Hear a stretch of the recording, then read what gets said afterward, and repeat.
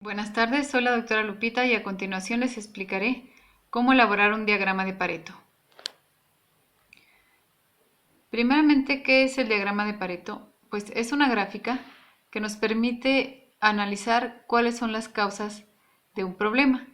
Se basa en el principio que fue anunciado por Wilfredo Pareto, el cual dice que el 80% de los problemas se puede solucionar si se elimina el 20% de las causas que los originan. También se resume a un dicho que dice que son pocas las cosas vitales y muchas las triviales. Se fundamenta en considerar que un pequeño porcentaje de las causas, es decir, el 20%, producen la mayoría de los efectos, que corresponden al 80%. Se trata, pues, de identificar ese pequeño porcentaje de causas vitales para actuar prioritariamente sobre ellas en una empresa y eliminar el problema con la menor cantidad de costo y esfuerzo.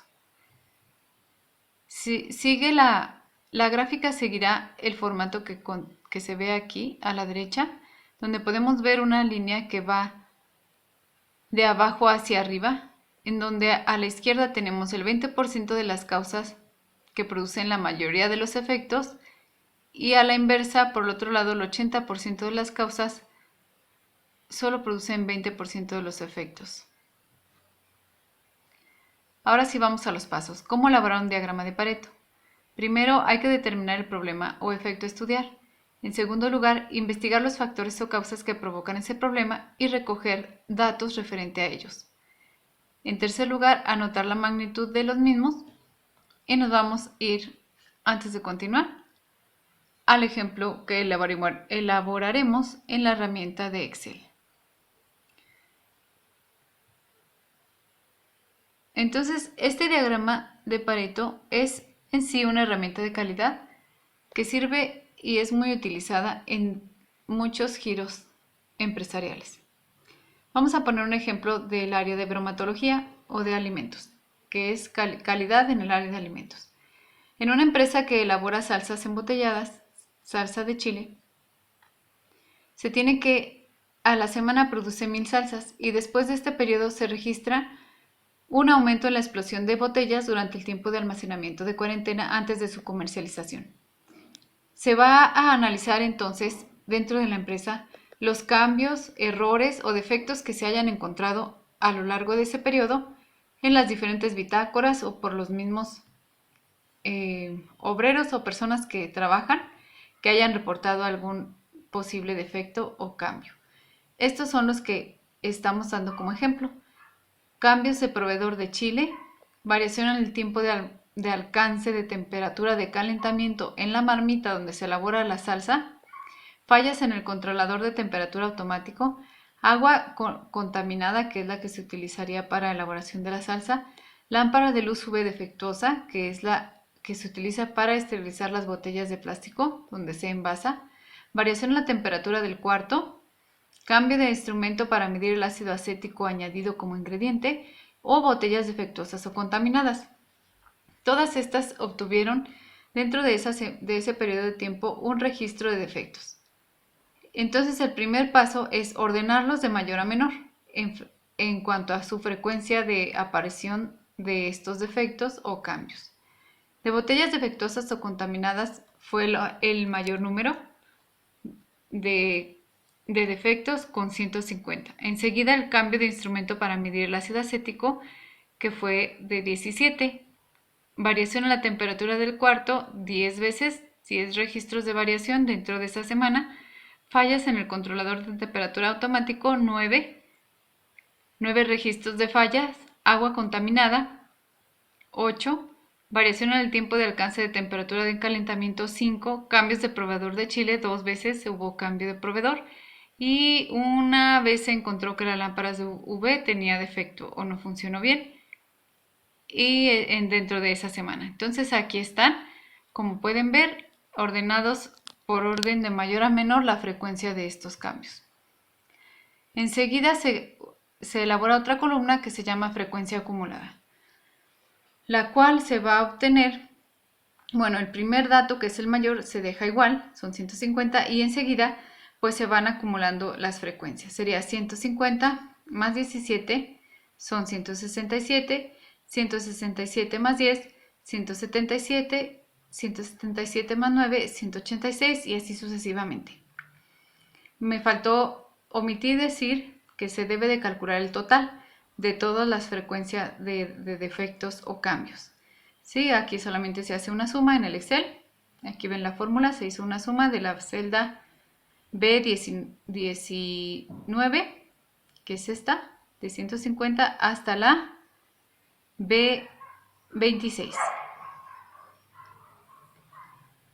Bueno, después de que tenemos la frecuencia acumulada, se va a elaborar otra columna que se llama porcentaje por ciento del total, en la cual vamos a calcular cada una de estas frecuencias acumuladas, perdón, cada una de las frecuencias que son 150, 17, 10, 9, 8, etc., cuánto representan de porcentaje del total.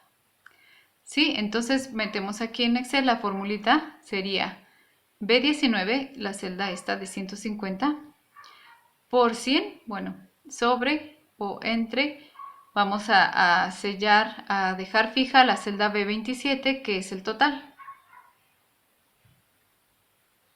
Sí, aquí está, es la B27 el total, son 202.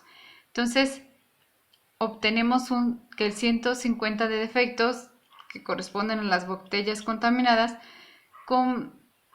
son o representan el 74.25%. Y esta fórmula nada más la copiamos hacia abajo y nos da todos los porcentajes de cada uno de los defectos. Por último, elaboramos la última columna que vamos a requerir para fabricar o dibujar, perdón, para elaborar el gráfico, es el porcentaje acumulado.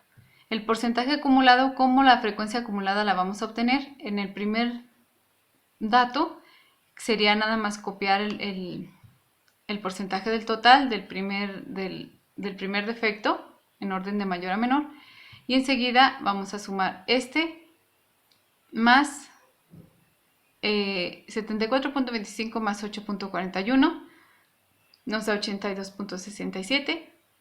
Enseguida 82.67 más 4.95 nos da 87.62 y así sucesivamente. El total de esta columna nos debe dar 100, ¿sí? El 100%. Ok, a continuación vamos a elaborar la gráfica. Vamos a seleccionar los datos del eje de las X, que serían los defectos en orden de frecuencia.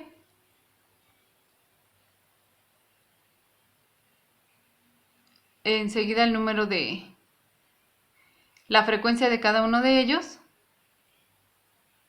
Vamos a ver, ponemos...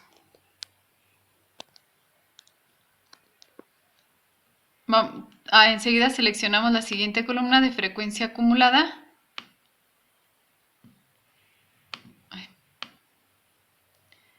Sí, le damos control para seleccionar esta otra columna, porque vamos a elaborar un gráfico de dos ejes Y. Ahora nos vamos a insertar.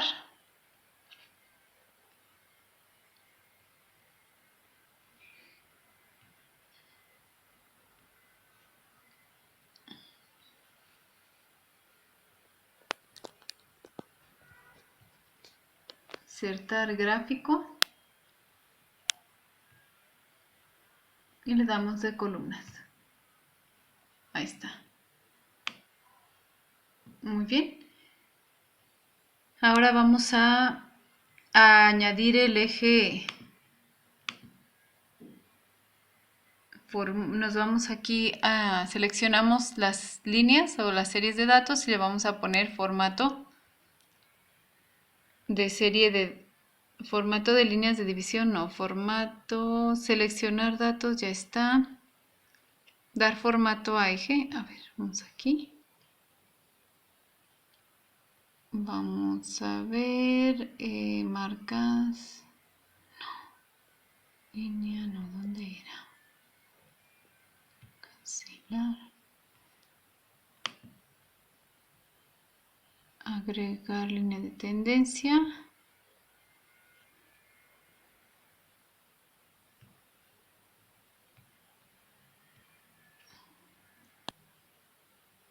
Como pueden ver, ya tenemos ahí el gráfico con las dos series. Una es la de la frecuencia y la otra la de frecuencia acumulada. Creo que no mostré cómo saqué el eje en formato de serie de datos.